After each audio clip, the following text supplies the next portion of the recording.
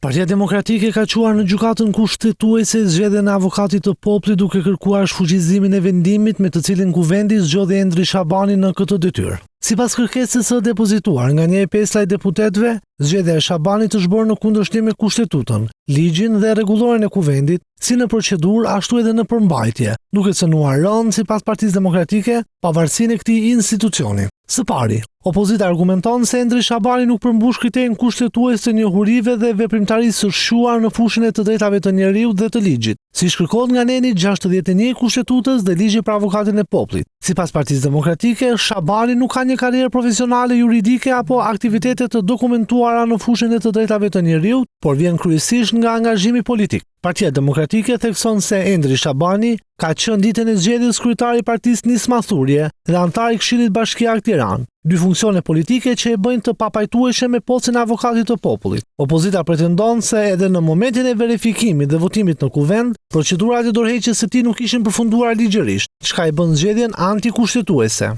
Së treti, Partia Demokratike akuzon mazhorancën se ka shkelur procedurën parlamentare, duke quar në votim një kandidaturë që nuk kishte më mbështetjen minimale prej 28 deputetësh, pasi opozita kishte tërhequr zyrtarisht firmat e saj. Në seancën e 11 dhjetorit 2025, kuvendi meratoi me 85 vota pro zgjedhjen e Endri Shabanit, duke injoruar kërkesën e Partisë Demokratike për tërheqjen e projekt vendimit, edhe pse kjo ishte parashikuar nga rregulloria e kuvendit. Për opozitën, ky veprim e bën vendimin juridikisht të pavlefshëm.